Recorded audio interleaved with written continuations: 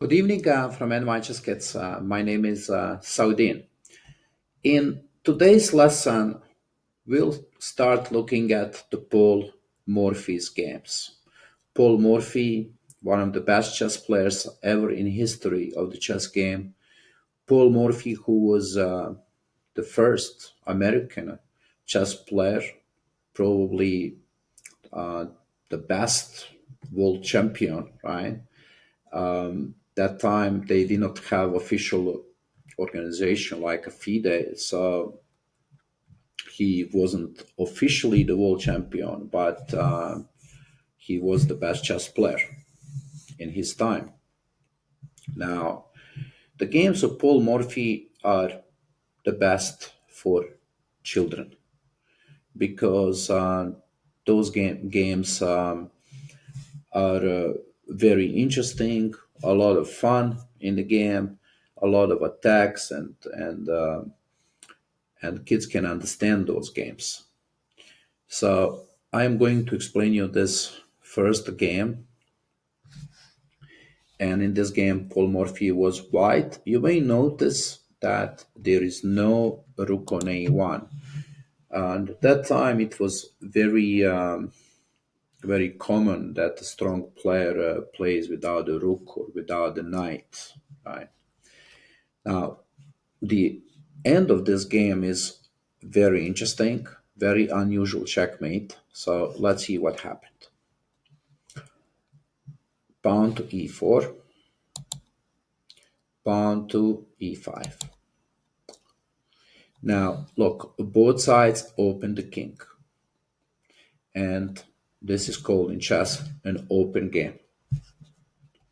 Knight goes to f3. Excellent place for a knight. Knight goes to the center of the board, attacks the pawn on e5. At the same time, this knight is protecting the pawn on h2. So when you make a castling, right, you are going to be defended with a knight. And when you push this pawn to d4, right, the knight can recapture.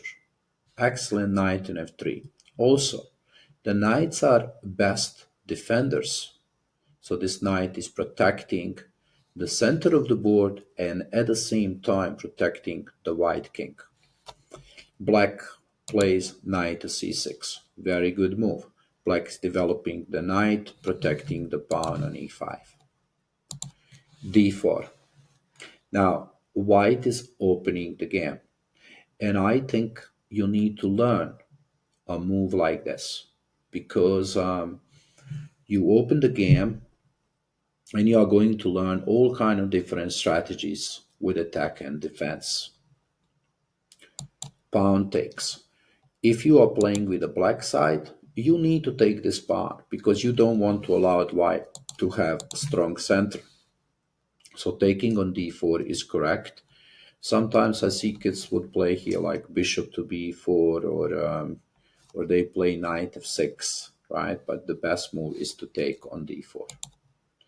And now white plays bishop to c4. This is an interesting move. Of course, look, we can go back and we are going to see the games where knight takes on d4 or pawn goes to c3 and plays a gambit. But this move, bishop c4, is very dangerous one, right? Bishop is attacking the pawn on f7, and that pawn is protected only by the king, right? So it is the weakest pawn. The checkmate can happen here on f7. So you have to be very careful with the black side, right? Now, black is playing a move bishop to b4, and that's not the best move. You could play knight to f6. This is a great move, right? And bishop c5 is also a very good move, but not this one, bishop to b4. Now, pawn to c3, pawn takes, and this next move that white is playing is very useful one to remember.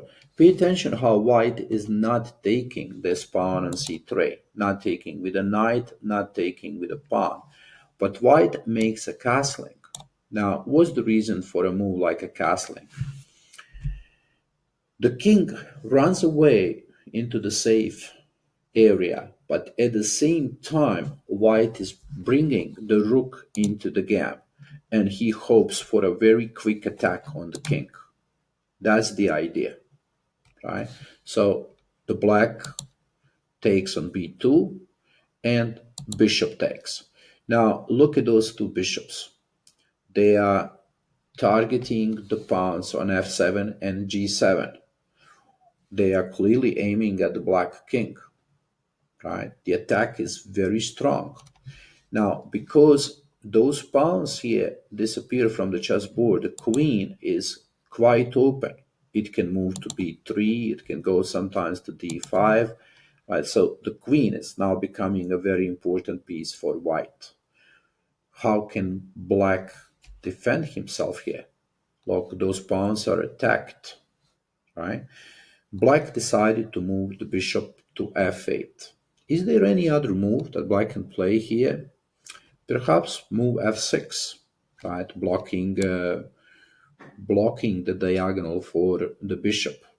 Now, what black needs to do is it needs to run with a king from the center of the board and castle, right?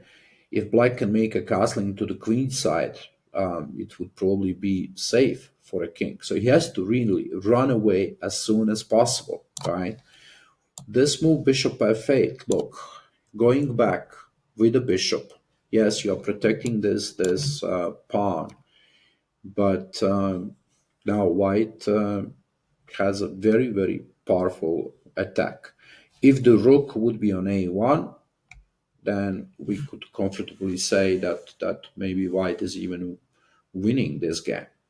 But without the rook on a1, of course, black has great chances, right? e5. What's the reason white plays a move like e5? Of all those other pieces that he can move, like a rook to e1 or knight to d2 or knight to c3, developing the pieces, Paul Morphy decided to play pawn to e5. This is a kind of common move in those positions because the white pawn is blocking the knight to get into the game, right? And that's very important. So basically, white is trying to stop a black deployment of the chess pieces. Now, black plays pawn to d6. Probably some different kind of moves could also happen here, but what to play? It's not easy to find a good move here. I'd rather, I mean, this move d6 is opening the king. I'm thinking maybe knight h6, right? Protecting the pawn on f7, but developing the piece, right? D6 looks very dangerous to me because now the rook will come to e line and attack the king. Now black had a good moves later on to save the game, but did not play the right way. Let's see what happened here. Rook to e1 looks quite unpleasant, right? Black takes, or white takes on e5. Look at this, an amazing move. Now, black, of course, can take the queen on d1, right? Black also, yeah, he cannot, I mean, black could capture on e5. That's another option, taking a knight, right? I think that's a better solution than queen d1, taking on e5. If bishop or rook, if rook takes on e5, then block the check, right? Because black is still rook up and has chances here to defend the game. But what happened is black captured on d1, and he probably thought that white is just going to take rook d1, but that's not what happened. Bishop f7 and king moved to e7. Okay. Now, I think king could also go to d8. If king goes to d8, perhaps there is a check knight c6, pawn takes on c6. And if rook takes the queen on d1, yeah, I mean we can play bishop d6, but then bishop can take on g7 and we lose the rook there, right? So for king e7 is also quite unpleasant, right? Now white plays knight g6, check, and black makes a very big mistake. He takes the bishop on f7 and loses the game after this an amazing checkmate. Look at this gorgeous, beautiful checkmate that happened here. There's no way that king can move. But instead of taking the bishop on f7, king could go to d6, and this is a better move, right? Now, even when you take the queen, king can go to c5. Pay attention to this. You can take, and actually black is in a good position here. Even with a king on c5, black has better game here than being checkmated, right? Okay, this is the first game that we studied with Paul Morphy. Let's go back now, and I want to see what are the most important moves that we have to remember from this game. I think what's important to remember is this pawn to d4, right? That's a move that on your level, right, is very good to play, right? You play a move like this, you open the game, and then you can learn about attack and defense. Now, we also look at this idea with a castling. That's a great move to remember. This is the move you need to know. Like, I'm sure if you would ask any stronger player here, what would you play? All of them would say castling. Pawn takes, bishop takes, and you definitely have to pay attention to those bishops, right? Bishop move back. I think this is the move we need to remember. Pawn to e5. That idea. And then, of course, this beautiful checkmate that happened. Right, double check. And an amazing checkmate. Right, when you see this, I'm sure you're going to see this game in some books, and you should recognize it right away. It's a Paul Morphy's game. Okay, boys and girls, this was our first Paul Morphy's game. I am going to explain you a couple of games so that you get some ideas. That was an amazing chess player. What a wonderful, great chess player.